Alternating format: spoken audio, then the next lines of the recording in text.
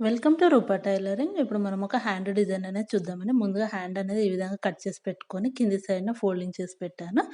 దానికి డిజైన్ కోసం ఇలా ఆపోజిట్ క్లాత్ అనేది తీసుకొని చూడండి, నేను చూపించే విధంగా ప్రిల్స్ అనేది పెట్టుకోవాలి నీట్‌గా. చూడండి, కొంచెం క్లాత్ అనేది ఎక్కువగా పెట్టుకోవాలి ప్రిల్స్‌కి.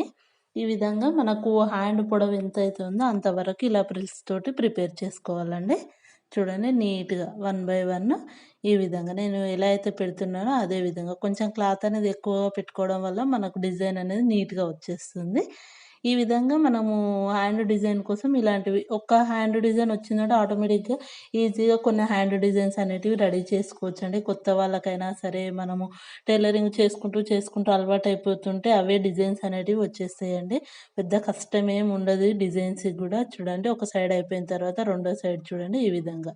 ఇలా ఇంకో సైడ్ గూడా ఈ విధంగా మనం ఫస్ట్ అయితే ఎలా అయితే క్లాత్ తోటి ప్రిల్స్ పెట్టామో అదే విధంగా ఫోల్డ్ చేసుకుంటూ ఇంకో సైడ్ గూడా ప్రిల్ అనేది పెట్టుకోవాలి. చూడండి, నీట్‌గా 1 బై 1 పెట్టుకుంటే మనకి ఈజీగా ఇట్లా ప్రిల్ తోటి రెడీ అయిపోతుంది డిజైన్ కోసం. చూడండి, చాలా బాగుంటుంది డిజైన్ అనేది. చూడండి, ఇలా రెడీ చేసుకున్న తర్వాత మన హ్యాండ్ ఉంటుంది కదా, హ్యాండ్‌ను ఫోల్డ్ చేసుకొని మిడిల్‌లోకి కట్ చేసేసుకోవాలి. చూడండి, ఈ విధంగా ఫోల్డింగ్ అనేది చేసుకొని మనం మిడిల్‌లోకి కట్ చేసుకుందాం. ఇప్పుడు కట్ చేసుకున్న తర్వాత మనం ముందుగా రెడీ చేసుకున్న ప్రిల్స్ ఉంటుంది కదా, దాన్ని ఒక దానిపైన ఒకటి ఇప్పుడు నేను చూపించే విధంగా పెట్టి ఉల్టాయించుకున్నా సరిపోతుంది. చూడండి, ఇలా 2 టైమ్స్ ఇటు అటు 2 పెట్టేసి ఉల్టాయించుకున్నా సరిపోతుంది. లేదు మనకు ఉల్టాయించుకోకుండా ఈజీగా అంటే ఇప్పుడు నేను చూపిస్తాను చూడండి.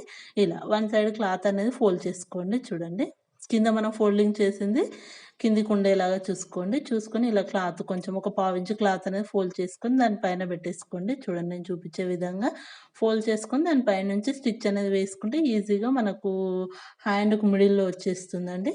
ఇది షార్ట్ హ్యాండ్స్‌కైనా బాగుంటుంది, ఫుల్ హ్యాండ్స్‌కైనా బాగుంటుంది. షార్ట్ హ్యాండ్స్ కంటే కూడా ఫుల్ హ్యాండ్స్‌కి డ్రెసెస్‌కి అయితే చాలా బాగుంటుంది.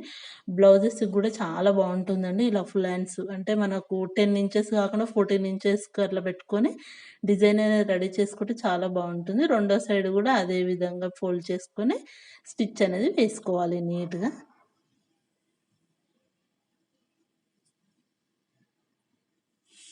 చూడండి, ఈ విధంగా నీట్‌గా ఫోల్డ్ చేసేసుకొని కింది సైడ్‌న ఎక్స్ట్రా ఉన్న క్లాత్ అనేది కట్ చేసేసుకోవాలి. చూడండి, నీట్‌గా కట్ చేసేసుకొని క్లాత్ అనేది ఫోల్డ్ చేసేసుకుంటే సరిపోతుంది. చూడండి, డబల్ ఫోల్డ్ అనేది చేసుకోవాలి. మనకు ఏదైనా కొంచెం కొంచెం దారాల్లా ఊచొస్తుంది కదా, అలా రాకుండా ఈ విధంగా డబల్ లేయర్‌గా ఫోల్డ్ చేసుకొని దాని పైనుంచి ఒక స్టిచ్ అనేది వేసుకోవాలి నీట్‌గా.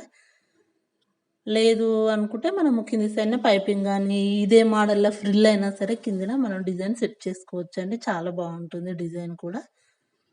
చూడండి, ఈ విధంగా హ్యాండ్ రెడీ చేసుకున్న తర్వాత చిన్నగా పూసలు ఏ కలర్ అయినా సరే అండి. నేనైతే ఇప్పుడు గోల్డ్ తీసుకుంటున్నాను. కొంచెం పెద్ద సైజువి. కొంచెం చిన్న సైజ్ అయినా కూడా బాగానే ఉంటుంది.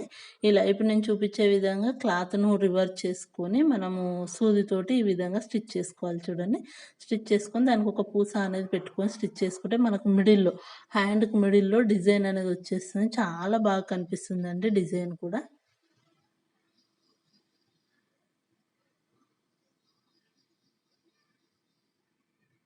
చూడండి, ఇలా నీట్‌గా ఒక పూస తర్వాత ఒకటి మనం నీట్‌గా స్టిచ్ చేసుకోవాలి. చూడండి, ఈ విధంగా అన్నిటిని అలా రివర్స్‌లో ఫోల్డ్ చేసుకుంటూ కింది వరకు స్టిచ్ చేసుకోవాలి. నీట్‌గా ఉంటుంది అప్పుడు హ్యాండ్ డిజైన్. చూడండి, ఎంత బాగొచ్చిందో. ఇలా రెడీ చేసుకున్నాక మన హ్యాండ్ ఎంత సైజ్ ఉందో కొలుసుకొని హ్యాండ్ అనేది కట్ చేసుకొని లోతు తీసేసుకుంటే సరిపోతుందండి. చాలా బాగుంటుంది. వీడియో గనుక నచ్చితే తప్పకుండా like, share and subscribe. Thank you for watching.